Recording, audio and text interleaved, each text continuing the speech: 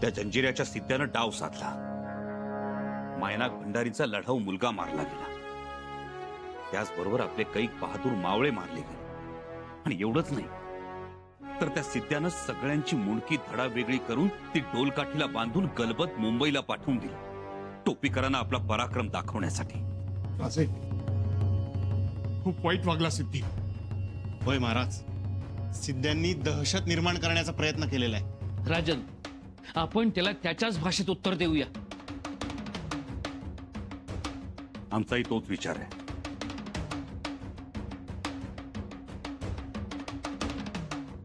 आबासाहेब नेहमी म्हणत, सिद्धी कसा स्वराज्याला उंदीर जसा. पण आता हा उंदीर आमचं काळीच कुरतडायला लागलाय. त्याचा बंदोबस्त करायलाच हवा. हो राजे, त्याला चांगलाच धडा शिकवायला पाहिजे. होय महाराणी साहेब, आमचे मावळे हे असे जातात, त्यांची विटंबना होते, हे आम्ही कदापि सहन करणार नाही. हे आता थांबायलाच हवं, नव्हे थांबवायला हवं. सरनोबताना सांगा, शिबंदी तयार ठेवा.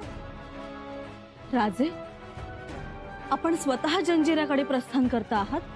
होय. तुम्ही गडावरची व्यवस्था सांभाळावी, आम्हाला इजाजत द्या. राजे, अहो तुम्ही का जाताय? आम्ही आहोत की समर्थ. होय महाराज, आम्ही असताना आपण कशाला जाता? आम्ही धडा शिकवतो त्या जंजिरेकरांना. नाही, आम्ही स्वतः जाणार. स्वतः जाऊन मायनाक भंडारींना भेटणार.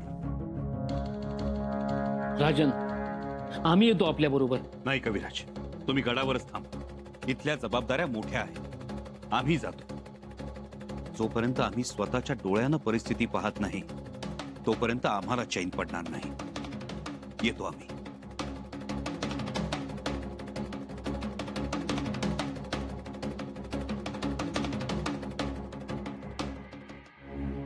पंत, आता एक विडा आमच्यासाठी जमवाच. आणि हो, चुना अंमल जास्त लावा. खुशीत दिसताय. रंगला जिभेने खुश खबर देणार आहात की काय? बरोबर ओळखलं तुम्ही. खुश व्हाला खबर ऐकून. सांगा तरी लवकर, काय खबर? शंभू राजे गड उतार झाले. काय सांगताय? काय? कुठे? कोकणात. नाही, कोकणात जाणार असं कानावर आलंय. हा, अच्छा, म्हणजे आता 2-4 रोज आपल्याला मोकळी हवा घ्यायला मिळणार. तर आले स्वराज्याचे नवे वकील आले. बघता बघता वकील झाले आणि खांद्यावर जबाबदारी घेतली. ऐकलं का? निघालो म्या. कधी? अहो कधी म्हणजे काय? हा, पालखी तयार आहे, भुई येऊन थांबल्या ती. हा, म्हणलं तुम्हाला भेटावं, निरोप घ्यावा, निघावं. हिरोजीराव, तुम्ही फार मोठ्या कामगिरीवर निघाला आहात. आमच्या शुभेच्छा सदैव तुमच्या मागे आहेत. काय असेल ते असो, पण परमेश्वराची लीला अगाध आहे. म्हणजे? अहो, परमेश्वराने या स्वराज्याच्या गलबताचे सुकाणू आपल्या हाती दिलंय. म्हणजे हिरोजीरावांच्या. वय मोठी जबाबदारी आहे. केवळ जबाबदारी नाही, तर वल्ली मारायची, सुकाणू धरायचे, त्या दिशेला गलबत जाणार. खरंच हो. हिरोजीराव, लक्षात घ्या, ही फार मोठी संधी आपणहून चालत आलेली आहे. आपण या संधीचं सोनं करूयात. म्हणजे आता काय करायचं? हे बघा, आता भलत्या गोष्टी नकोत. झालं तेवढं पुरं झालं. आता फक्त स्वराज्याचं हित बघू. स्वराज्याच्या हिताचंच सांगतोय मी. स्वराज्याचं हित साधायचं असेल तर सगळ्या गोष्टींचा अंदाज नीट घ्या. शहजाद्या अकबराबरोबर चांगली घसट होऊ द्या, देणं घेणं होऊ द्या. ते तर करणारच की. तेच करा. कोणती वेळ कशी येईल, कोणता माणूस कुठे उपयोगी पडेल हे सांगता येत नाही. म्हणून तुम्ही शहजाद्याची फळी सांभाळा. आम्ही इकडची फळी सांभाळतो. कलुशालाही सरळ करायचं. प्रसंग पडला तर त्याचा तयार होणारा वाडा हे समजा त्याचं स्मारक झालं तर होऊ शकतं ना. भय पर हिरोजीराव म्हणून म्हणतोय तुम्ही तिकडची परिस्थिती सांभाळा, आम्ही इकडची परिस्थिती सांभाळतो. भय पर काय करावं लक्षात येईना. एका वाक्यात सांगू, सुधागडाला चाललाय. सुधागडाच्या पायथ्याशी सुधारच पाजून अकबर बेसुधा करा सर्वच बाबतीत. मग बघा, पाची बोट तुपात.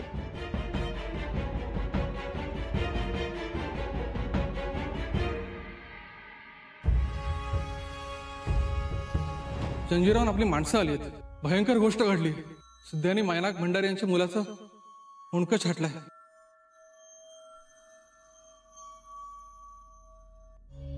आणि आपल्या अनेक सैनिकांना ठार केलंय.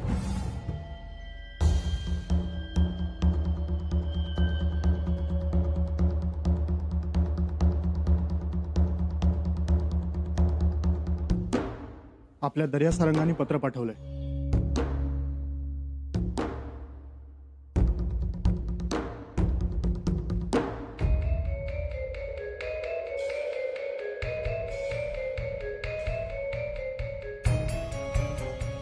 मुंदेरी बेटावरील शेख मोहम्मद यांनी 80 मावळ्यांची कत्तल केली.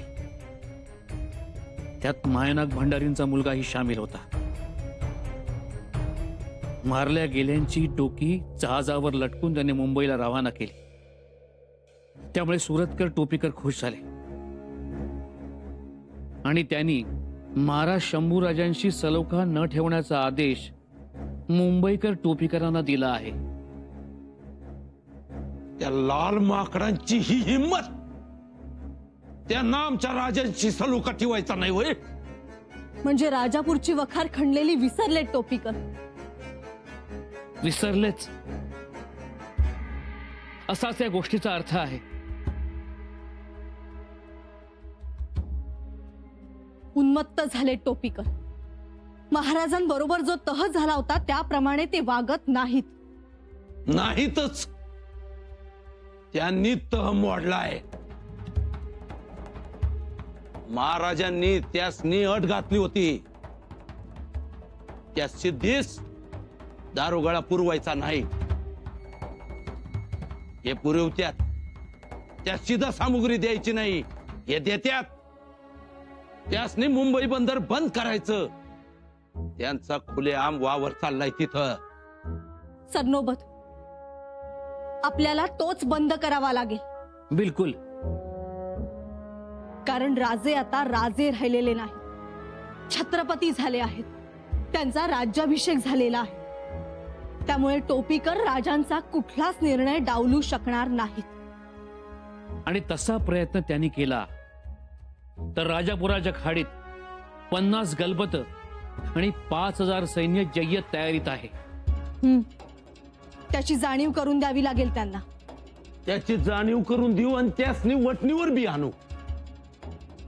पर मला हे कळना का एकाच वेळी समध्या शत्रूंनी कसं काय बरं डोकं वर काढलं. मतलब याच्या माग काहीतरी काळबेर आहे नक्की.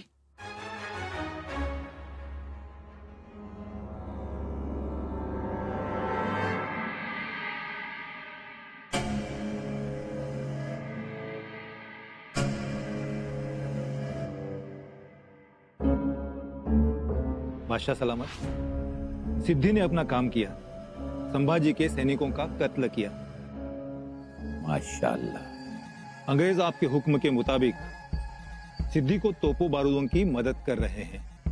वाह, कि सारे काम इस कदर होते रहे, इससे ताज को बहुत खुशी मिली. वाह. वजीर आला, ये बात तो हमारे भाईजान जानते होंगे ना? हाँ, जानता होगा. तो उनको आपका खौफ महसूस करना होगा. जरूरत नहीं. लेकिन बादशाह सलामत, आपने कुछ ना कुछ तो सोचा होगा, क्योंकि संभाजी पीछे नहीं हटता. देखो वजीर आला, हमारे फैसले की बुनियाद सब कुछ संभा की करतूत पर टिकी है. अगर उसने बागी अकबर को पनाह दी तो बात अपने आप खत्म हो जाती। मतलब अबूजान? मतलब ये कि अगर उसने बागी अकबर को पनाह दी तो बात खत्म और संभा की बर्बादी की कहानी शुरू। हम खुद जाएंगे दक्कन जंग छेड़ने। पर अबूजान, अगर संभा ने भाईजान को पनाह ना दी तो? फिर भी जंग तो हम ही छेड़ेंगे ना बेटा। पर क्यों? सुना है दक्कन काफी दूर है और संभा बहुत दिलेर है।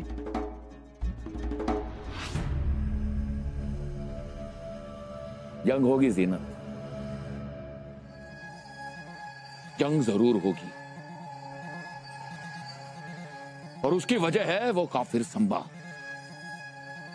सोने के तख्त पर बैठकर अपनी ताजपोशी करवाता है और वो जानता नहीं कि हम कौन हैं। हमारा असर, हमारा नूर, हमारा नाम सारी कायनात, पूरी दुनिया में फैला हुआ है। हमने खुदा और उसकी बंदगी को सारे जहां में फैलाया है। खुदा ने खुद हमें पसंद किया है और ये काफिर हिंदू तख्त पर बैठे राजा पहले,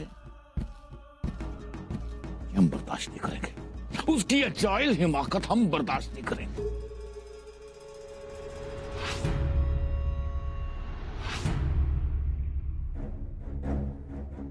मालक, मालक थांबा. पंत, पंत थांबा, पंत थांबा. बाबा, बाबा लवकर या. पंतांचे पाय धरा. पंत नक्की मार्ग काढतील. राम राम. राम राम. राम राम. राम राम. तुम्ही यवन ना?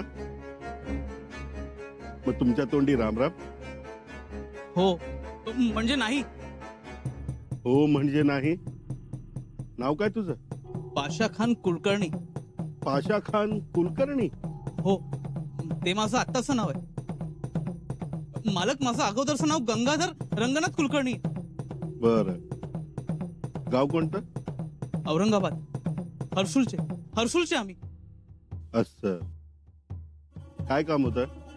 मालक, आपण अनाजी पंत आहात हे मला मावळांनी दुरून दाखवलं, म्हणून तुमच्या पायाशी आलो. आम्हाला मदत करा, आमच्यावर दया करा. काय दया करायची? आम्हाला धर्मात परत घ्या.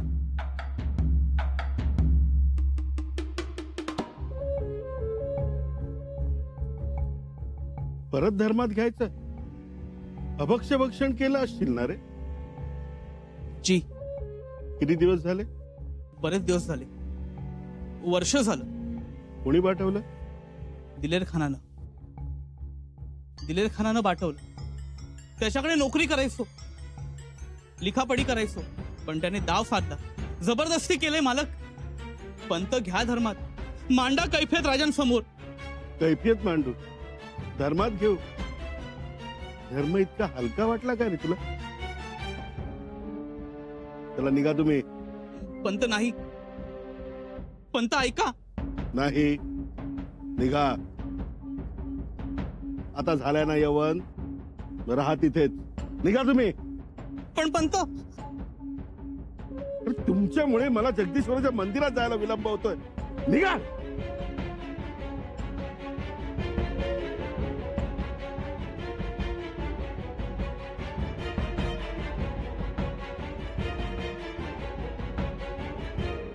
सांगा ना. अहो वहिनीचा सांगा ना.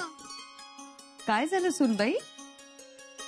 त्यांचे दादासाहेब कुठे ते हवंय त्यांना. पण मग सांगायला काय जातंय? बाळराजे, अहो बाहेर कसं सांगणार?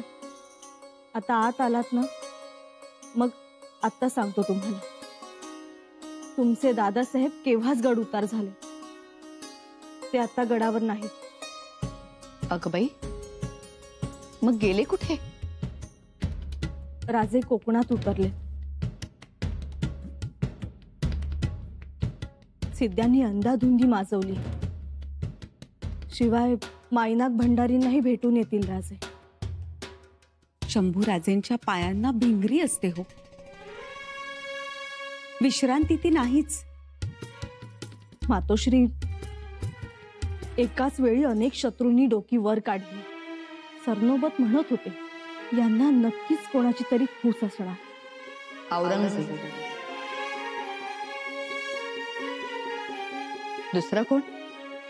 म्हणूनच राजे तातडीने गड उतार झाले. मग आम्ही गेलो असतो ना त्यांच्या बरोबर. तुम्ही? हो मग आता आम्ही तयार झालो. सगळी शस्त्र चालवतो, शिवाय 2-2 मजला घोडाही फेकतो आम्ही. अरे वा, असं असेल तर दादासाहेबांसोबत तुम्ही जा पुढल्या वेळेस. मातोश्री, तुमचा विश्वास आहे ना आमच्यावर? हो, आमच्या लेकरावर आमचा पूर्ण विश्वास आहे. आम्ही सांगू तुमच्या दादासाहेबांना तुम्हाला सोबत घेऊन जा म्हणून. आणि तसाही अनुभव गाठीशी हवाच ना. वेळ आल्यावर नक्की जातील, पण गडावरची कामं ही काही कमी महत्वाची असतात का? जशी मोहीम महत्वाची, तसंच गड राखणंही खूप महत्वाचं असतं. हो, तेही खरंच आहे. मातोश्री, पण आम्ही जाणार दादासाहेबांसोबत. हो, आम्ही तजवीज करू तुमची.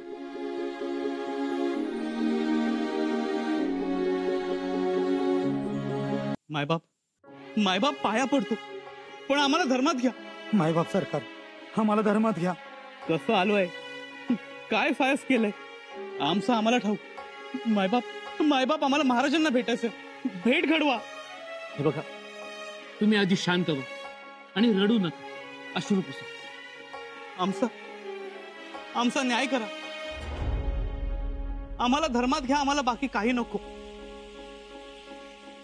हे बघ, हे स्वराज्य आहे आणि स्वराज्यात कोणावरही अन्याय होऊ दिला जात नाही. अगदी बरोबर बोललात छंदोगमात्य. होय, कविराज म्हणतायत त्याप्रमाणे स्वराज्य तुम्हास नाराज करणार नाही. हो निळोपंत, काय बोलताय तुम्ही? आणि कविराज कोण म्हणणार? आणि स्वराज्य नाराज करणार नाही म्हणजे काय? या पंत या. कशाला या? आणि काय रे, तुला सांगितलं होतं ना गड उतार हो म्हणून, मग कसा आला इथवर? अहो पंत, माझं म्हणणं ऐकून तरी घ्या. तुझं म्हणणं ऐकलं, मजकूर समजला, तुम्ही निघा. आता पवित्र धर्माला कोपर खळ्या मारत बसू नका, निघा. पंत माफी असावी, पण हे स्वराज्याच्या सदरेवर आले आहे आणि आपली कैफियत मांडल्याशिवाय जाणार नाही. जाणार नाहीत? आम्ही जाऊ देणार नाही.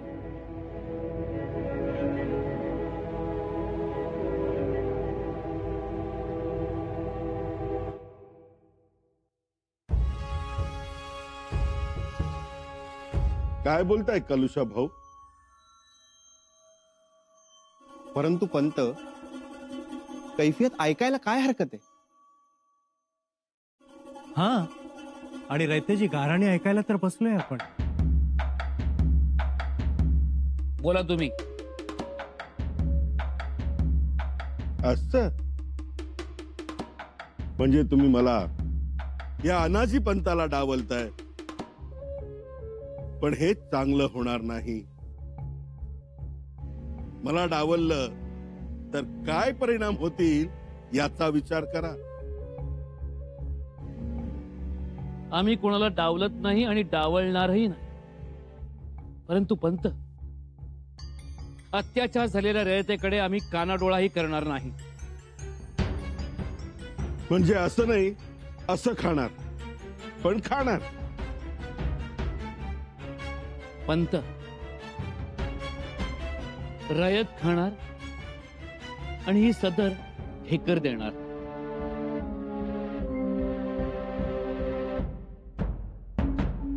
याचा अर्थ असा की या साध्या माणसासाठी तुम्ही माझा या अनाजीचा अपमान करणार तर?